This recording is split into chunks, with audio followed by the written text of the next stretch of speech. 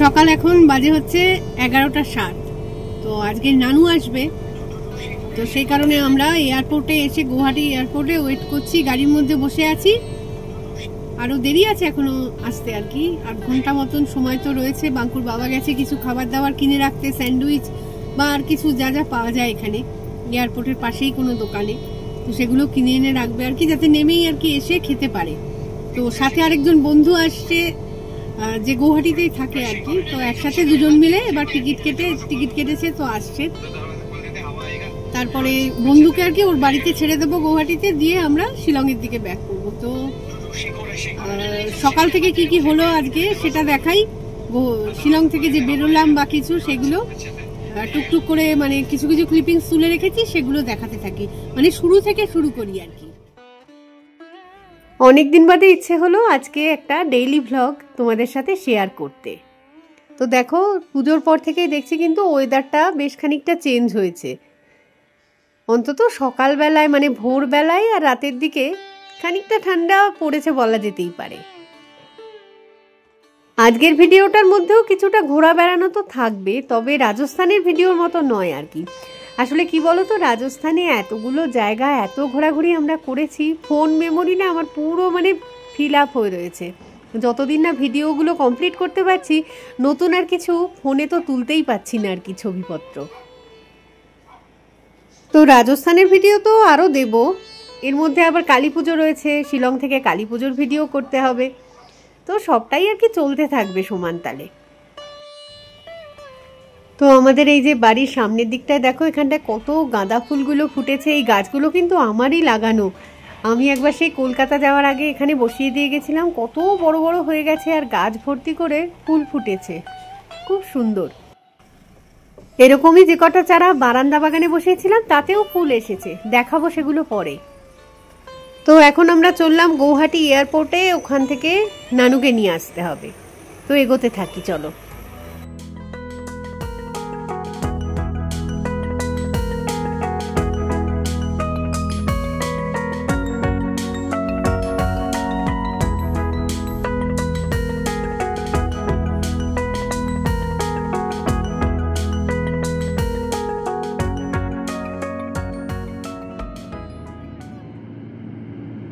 ফুল আসতে এখনো তো দেরি আছে, নভেম্বরে ফুল আসবে, তবে চেরি ব্লসমের সমস্ত পাতাগুলো কিন্তু ঝরে গেছে।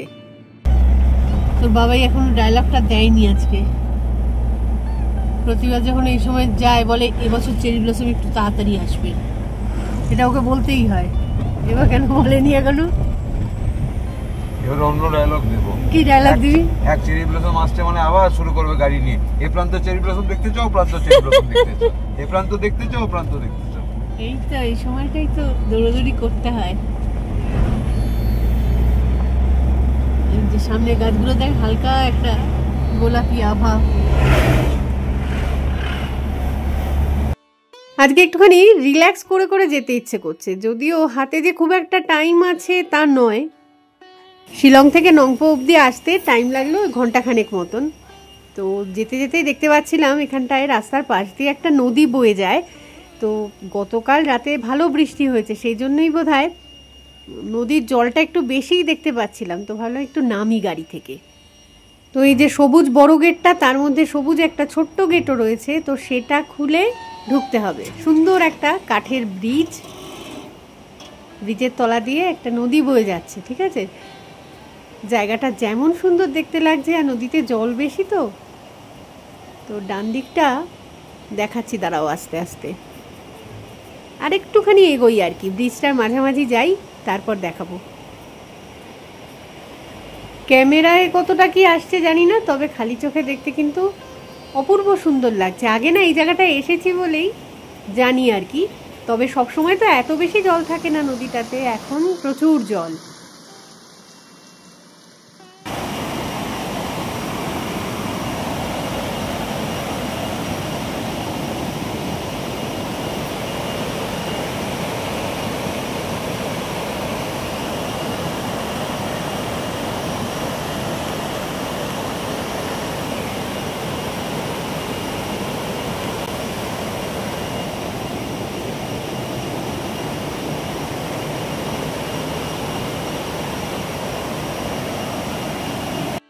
কি সুন্দর জায়গাটা লাগছে দেখতে।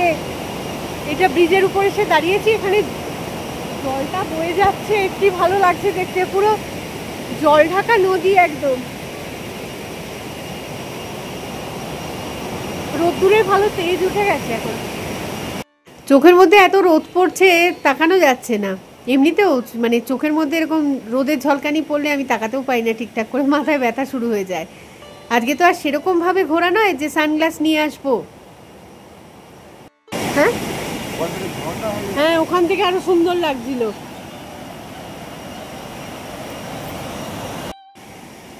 এই বাড়িটা যাদের, তারা কিন্তু এটাকে বেশ একটা হোমস্টে বানিয়ে দিতে পারে।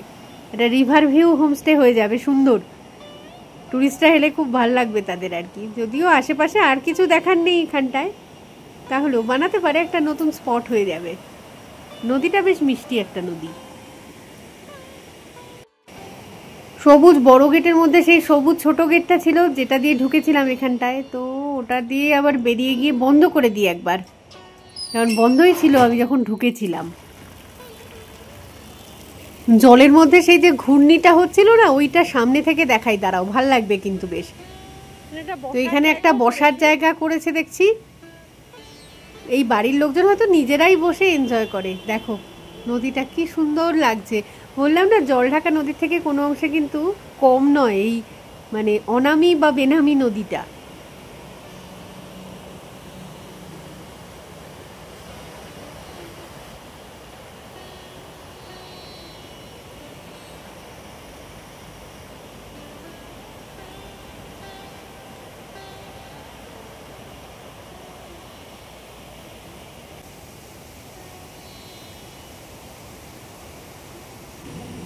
কিছুই না, সামান্য একটুখানি জায়গা অসামান্য হয়ে গেছে এই নদীটার জন্য।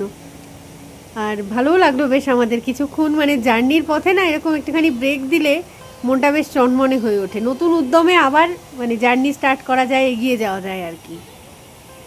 তো যাই হোক, গাড়িটা ওই সামনে দাঁড় করানো রয়েছে, গাড়িতে গিয়ে বসি এবার। নদীটা এত অসাধারণ, পুরো জল ঢাকা নদীর মতন লাগছে। আর এই মুহূর্তে কি জলের তেজ! এই বাড়িটাতে যদি থাকতে পারা যেত কি ভালো হতো। আগে এখানে একবার এসেছিলাম, তখন এতটা জল ছিল না। আজকে একদম দারুণ লাগছে দেখতে। আর ব্রিজটাও বেশ স্ট্রং এখন।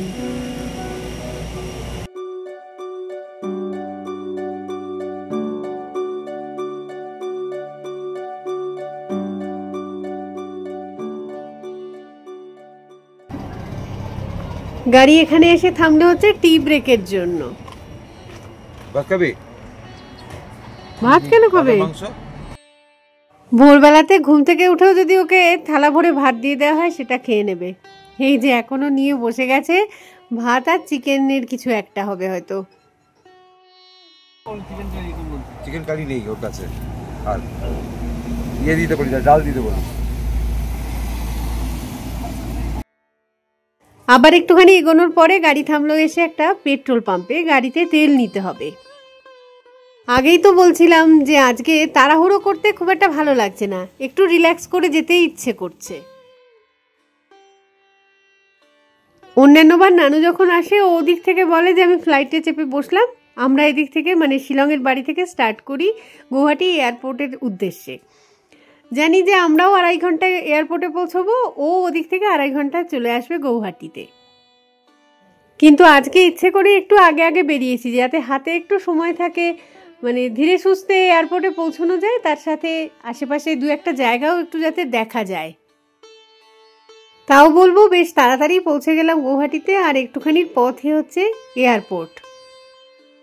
তো কোথায় ঘোরা যায় ভাবতে ভাবতে ঠিক করলাম যে একটা মন্দিরে যাব একটুখানি, লঙ্কেশ্বর ধাম, মানে শিবের মন্দির সেটা। প্রতিবারই এয়ারপোর্টে যাওয়ার সময় মন্দিরটা দেখতে পাই, ভাবি যে একদিন ঠিকই আসবো। তো দেখা যাক আজকে যেতে পারি কি না। এখানটায় দাঁড়ানো হলো কারণ হচ্ছে অনেকগুলো ফলের দোকান আছে না, ওখান থেকে আপেল কলা এগুলো সব বাঙ্কুর বাবা কিনে আনলো। তো এনে দেখো ব্যাগ ভর্তি করে, প্লাস্টিক ভর্তি করে আর কি, এই যে কোলের উপর দিয়ে দিয়েছে। কেজি 3 আপেল কিনে এনেছে একেবারে। 2 করে আপেল খাও তাও কি আচ্ছা, ঠিক কি না? 3 কিলো আপেল 100 টাকা? 3 কিলো আপেল 300 টাকা, 100 টাকা করে কেজি। আচ্ছা আচ্ছা। এই আপেল এখনো পর্যন্ত শিলংয়ে 180। লাস্ট টাইম যখন কি বলে আমরা এই চত্বর দিয়ে গেলাম তখন আপেল জিজ্ঞাসা করলাম, তখন বললো 280, 250 করে দেবো। 250 এখন 100 টাকা হয়ে গেছে। শুধু কি আপেল, 2 ডজন কলাও কিনে নিয়ে এসেছে।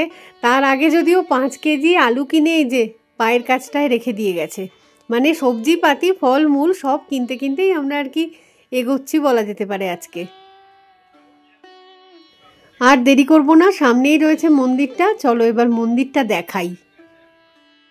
মন্দিরের পাশেই অনেকটা এরকম খোলা জায়গা রয়েছে যেখানে গাড়িটা পার্ক করে দিয়ে আমরা হেঁটে হেঁটে ভিতরটায় ঢুকছি। তো এই লঙ্কেশ্বর ধামের এন্ট্রি গেট যদি বলো তাহলে এটাই সেটা। জুতো খুলে ভিতরটায় ঢুকলেই ডান দিকের এই ছোট্ট দোকানটায় পুজো দেওয়ার জন্য যা যা জিনিসপত্র দরকার সব কিন্তু পেয়ে যাবে। আর বাঁ দিকটায় রয়েছে গণেশ মন্দির।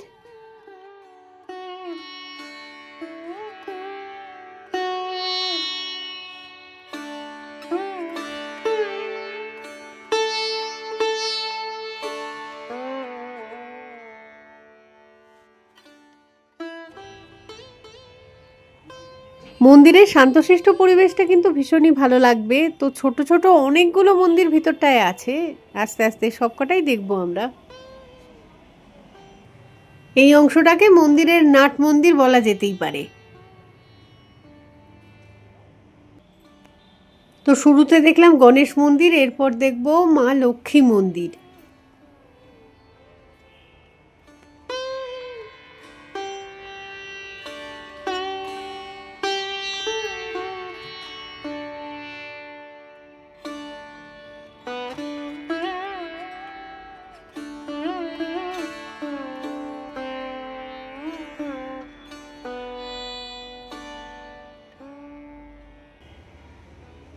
জায়গাটা বেশ সুন্দর, শান্তশিষ্ট একদম, পরিবেশটা ভালো আর প্রচুর গাছপালা এখানে চারপাশটায়।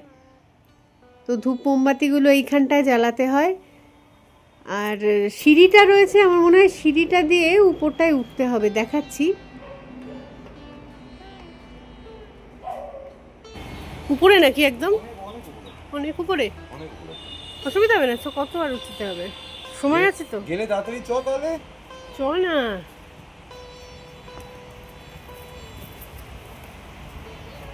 ও বাবা, অনেক উঁচুতে, কোথায় যাচ্ছে? আমি বললাম শেষ হয়ে গেল বোধহয় পথটা, শুরু আবার এখান থেকে।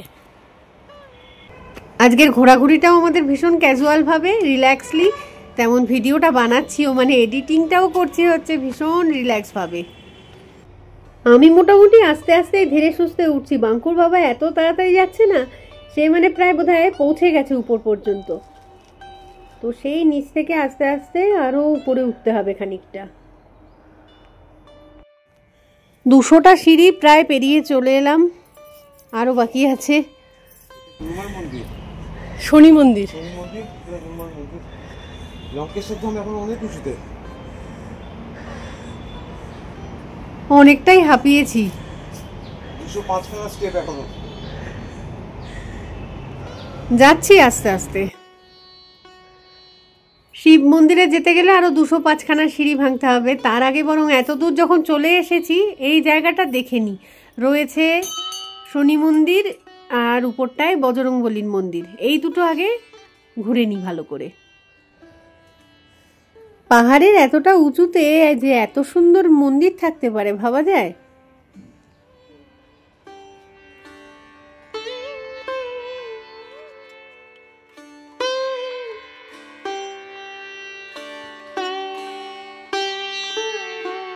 দেখাচ্ছি দাঁড়াও ভিতরটা।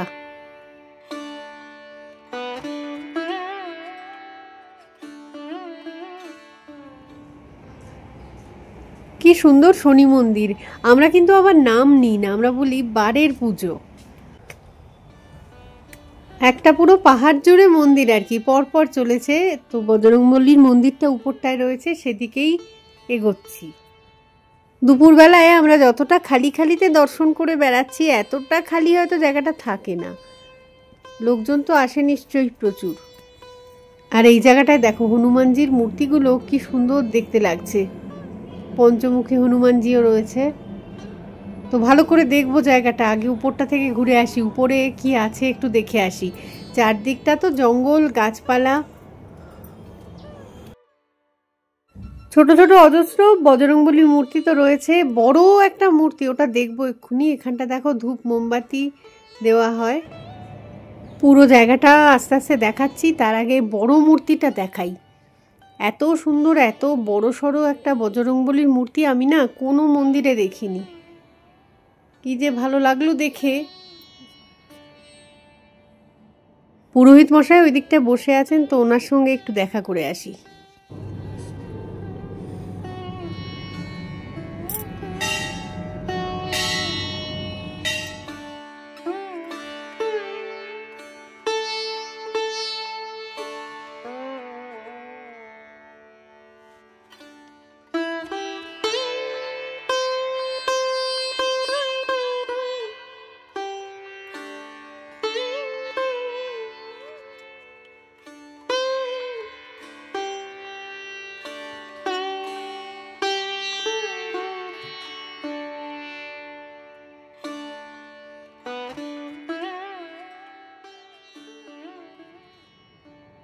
হনুমান চল্লিশাটা পুরো কিন্তু এখানে লেখা রয়েছে পাথরের ফলকের উপর। গণেশ মন্দির, শনি মন্দির দেখলাম, তারপরে বজরংবলীর মূর্তি দেখলাম। এবার যাব হচ্ছে শিব মন্দির দেখতে, ওটাই এখনো বাকি রয়ে গেছে, মেন যেটা দেখতে আসা।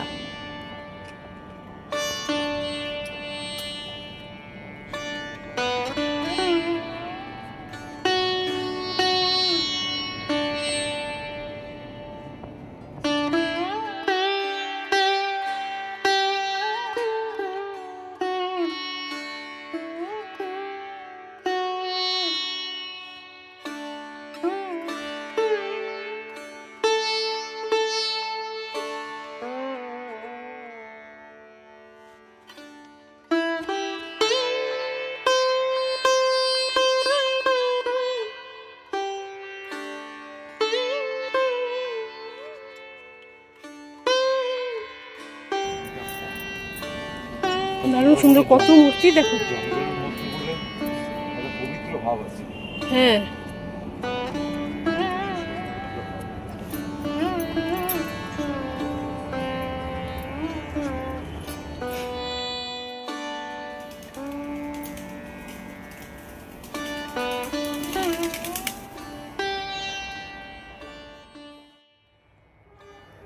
এই গেটটার সামনে দাঁড়িয়ে একটুখানি রেস্ট নিয়ে নিলাম, তারপরে আবার হবে পথ চলা শুরু, মানে সিঁড়ি দিয়ে উপরে ওঠা। এটা হচ্ছে নিচের দিকে নামার রাস্তা, তো ওইদিকে পরে যাব, তার আগে শিব মন্দিরটা দেখে আসি।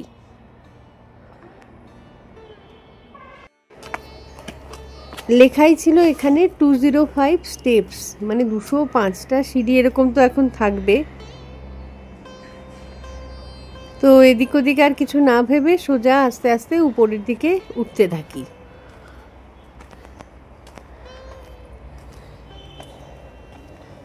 তো সিঁড়ি করা আছে যখন, তখন তো পথ হারানোর কোনো ব্যাপার নেই। তবে একটা এক্সপিরিয়েন্সটা অদ্ভুত, পুরো একদম চারদিকে যেন জঙ্গল, এত গাছপালা, তার মধ্যে দিয়ে ক্রমশ উপরের দিকে উঠে যাচ্ছি আর কি।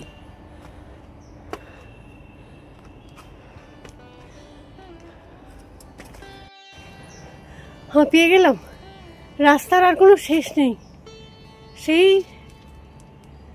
কোথায় থেকে উঠতে উঠতে আসছি, আরও উঠতে হবে। একটু দম নিয়ে নি আগে, বাপরে বাপ, ধীরে ধীরে উঠি। পাহাড়ের পুরো নিচ থেকে আর কি একদম উপর অব্দি যাচ্ছি। চলো যাওয়া যাক। এত গাছগাছালি এখানে, বাঁশ গাছ রয়েছে, শাল গাছ রয়েছে, পুরো জায়গাটাকে একদম ঢেকে রেখেছে, মানে অন্ধকার করে রেখেছে রীতিমতো। যা ভালো করে সূর্যের আলো ঢোকে না এই গাছগুলোর ফাঁক দিয়ে। সূর্যালোকটা কি সুন্দর, গাছগুলোর ফাঁক দিয়ে আসছে, মনে হচ্ছে টর্চ লাইট ফেলছে কেউ যেন।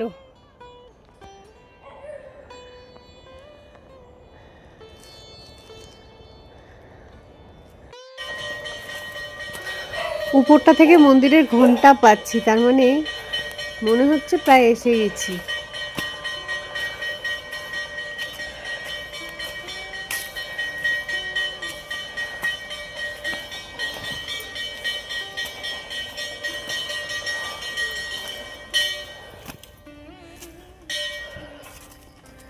আর আসছিস পেছে পেছে, কষ্ট করে করে উঠছে। যাও, Your destination is on the left. চ আগে আগে চ, পথ দেখিয়ে চলো।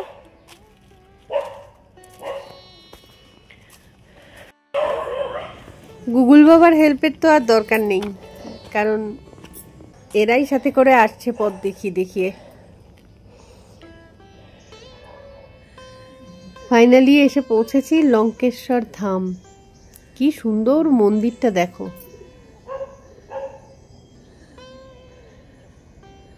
এই মুহূর্তে আশেপাশে তো আর কেউ নেই, শিবের মন্দির, সামনে আমি, আর চারপাশটায় প্রচুর জঙ্গল, আর দুটো ডগি আছে বেশি, ওরা পথ দেখিয়ে নিয়ে এলো আমাকে এত দূর অব্দি। যে কোনো পাহাড়ি পথেই কিন্তু ওদের সাহায্য ঠিক তুমি পাবে। এই দিকটায় বোধহয় ধূপ মোমবাতি এসব কিছু জ্বালানোর জায়গা হবে হয়তো। যাই হোক, মন্দিরটার ভিতরে যাব এবার।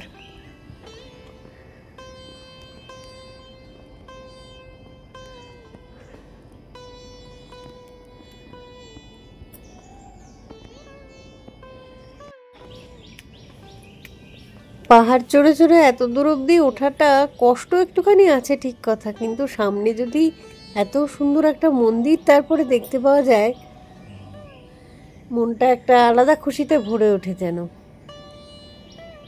অপূর্ব সুন্দর পরিবেশটা, চারপাশে শুধু পাখি ডাকছে, প্রচুর গাছগাছালি, মাঝখান থেকে এরকম একটা দারুণ সুন্দর মন্দির আর কি। সামনেটা ঠিক এরকমই। যাই এবার ভিতরটায় ঢুকি।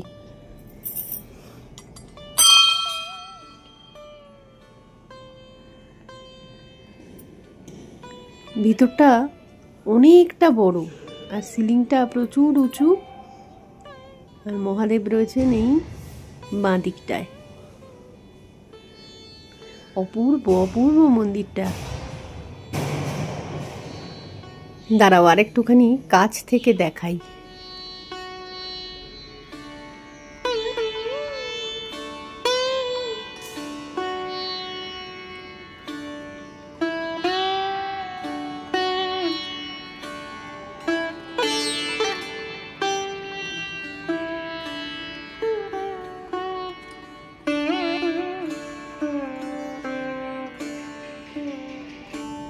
কি সুন্দর মন্দির, যেমন বাইরে থেকে দেখতে সুন্দর, আর ভিতরটাও তেমনি আর কি। অনেকটা উঁচু, ওই উপরের ডোমটা কত উঁচুতে, একটা পাথর, কত বড় পাথর, এটা শিবলিঙ্গ আর কি এখানকার। কি ভালো লাগছে দেখতে, অনেকটা অমরনাথের মতন। বরফের যদি হতো।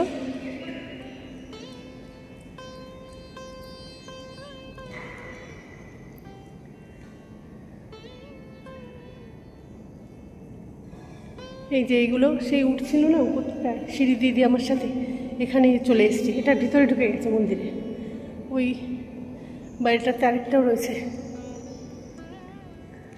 দারুণ সুন্দর, শান্তশিষ্ট একদম জায়গা। তো ইকো হচ্ছে।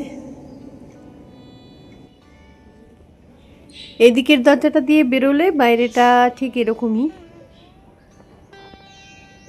ওই দিকটায় কি পুরোহিতের ঘর আছে বা কিছু হতে পারে, জানি না।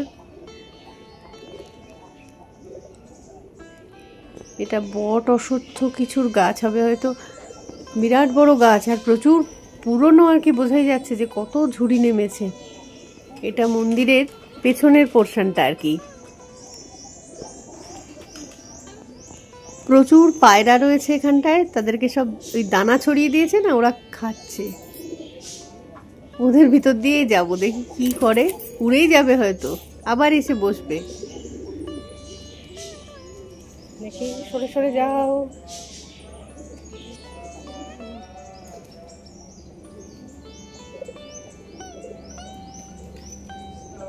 এদিকটায় দুটো ঘর রয়েছে, মন্দিরেরই কার্যালয় কিছু হবে হয়তো।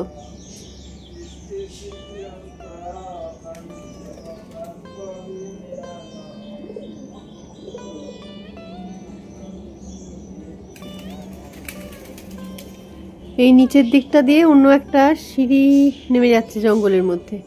না, এটা দিয়ে তো উঠিনি, উঠেছিলাম কোন দিকটা দিয়ে? এই যে এই দিকটা দিয়ে উঠেছিলাম, তো এই সিঁড়িটা দিয়ে আবার নামতে হবে আর কি। দেখো, এগুলো দাঁড়িয়ে আছে এখনো।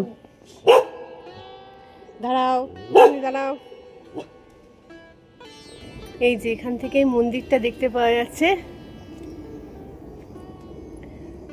এই যে মন্দিরের সিঁড়িতে দাঁড়িয়ে রয়েছি, আর পেছনে এই যে মন্দিরটা। অনেকটা আমি প্রথমে না চট করে এরকম পাহাড়ের মাঝখানে দেখে ভেবেছি কি কালী পুজোর প্যান্ডেল বা কিছু, দুর্গা পুজোর প্যান্ডেল হয়তো মানে খোলেনি।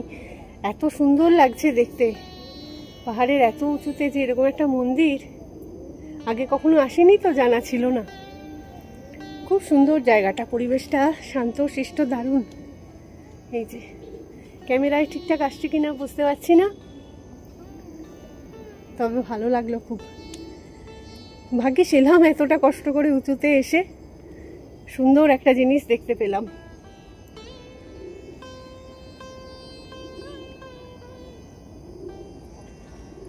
নামবো এবারে আস্তে আস্তে, আবার অনেকগুলো সিঁড়ি নামছি আস্তে আস্তে।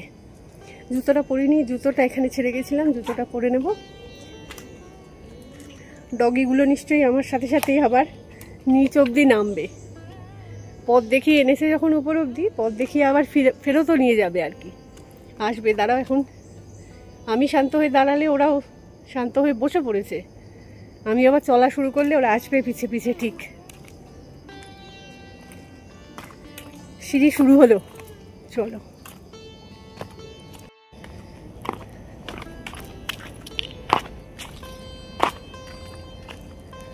অনেকটা পথ, চারদিকে শুধু পাহাড় আর জঙ্গলের মতো, তার মাঝখান দিয়ে নামবো।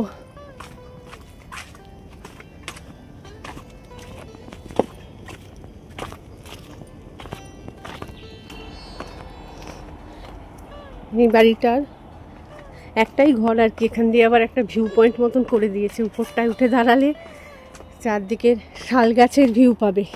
শাল পাতাগুলো সব পড়ে আছে, সেই শুকনো মরমর পাতার একটা আওয়াজ হয় না, শোনা যাচ্ছে। কত রাস্তা এখনো, দেখো শুধু কিছুই আসেনি এখনো।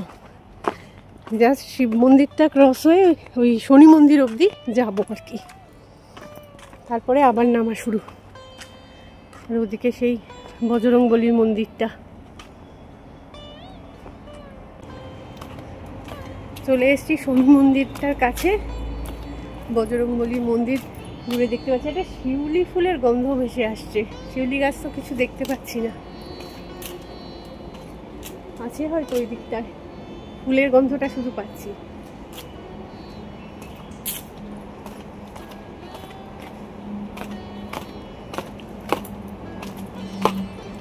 দেখাই,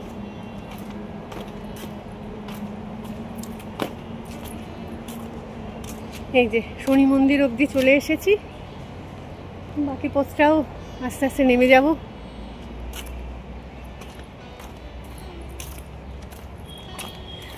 আসামে যে কত মন্দির আছে, প্রচুর মন্দির, তো সবগুলোই বেশ কিছু না কিছু ইউনিক আর কি। সময় নিয়ে নিয়ে দেখতে পারলে কোনো একদিন গৌহাটি এসে আরও কয়েকটা মন্দির দেখে যাব। আমার লিস্টে আছে মন্দিরগুলো, দেখা যাক সময় পেলে আসবো, এসে আবার সেগুলো দেখব। ভালো লাগে, বেশ মনটা পজিটিভ হয়ে যায় দেখবে।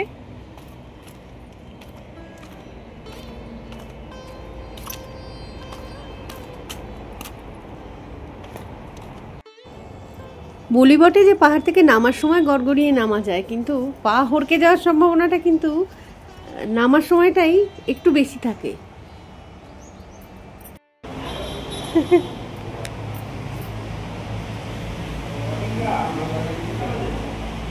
ছোট ছোট্ট সাইজের বলো।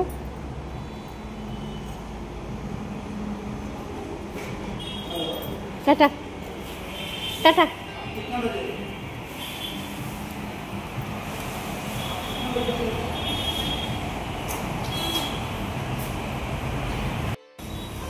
মন্দির থেকে বাইরেটায় বেরিয়ে তো এলাম, পাশটাতেই গাড়ি পার্ক করা রয়েছে, তো গাড়িতে গিয়ে বসবো আর এখন এগোবো এয়ারপোর্টের দিকে। আর হাতে টাইম নেই, অনেকক্ষণ ঘোরাঘুরি হয়েছে আজকে। বড় বড় সব শালপাতার গাছ এই পাহাড়টাতে, কত বড় শালপাতা দেখো। এইগুলো দিয়ে সেই খাবার থালা বাটি এগুলো সব বানানো হয় না? থাক, যেখানকার জিনিস রেখে দিলাম, আমি নিয়ে গিয়ে ওটা আর কি করবো। এই যে গাড়ি, উঠি গাড়িতে। এয়ারপোর্টের দিকে আরেকটুখানি এগিয়ে গিয়ে রাস্তার পাশে আরেকটা দোকানের সামনে দাঁড় করানো হলো গাড়ি। এখান থেকে লুচি তরকারি খাবো, বেশ টেস্টি লাগে খাবারগুলো। কিন্তু এয়ারপোর্টের ভিতরে ঢুকবো একদম টাইমলি আর কি, কারণ ওখানে না বেশিক্ষণ ফ্রি পার্কিংয়ে গাড়ি তো দাঁড় করিয়ে রাখতে দেয় না, তো ততক্ষণ সময় এখানে খাওয়া দাওয়া ঘোরাঘুরি হেনাতেনাতে কাটিয়ে নিই। খাওয়া দাওয়ার পর্ব তো পুরোপুরি কমপ্লিটই হয় না যদি না চা পাওয়া যায় শেষে, তো এক কাপ চা হাতে নিয়েই এগোচ্ছি এখন সামনের দিকে। তো পৌঁছে গেছি গৌহাটি এয়ারপোর্টে, নানু চলে আসবে কিছুক্ষণের মধ্যেই। তো এই ভিডিওটাকে এখানেই রাখছি, পরের টুকুনি না হয় পরের ভিডিওতে দেখাবো।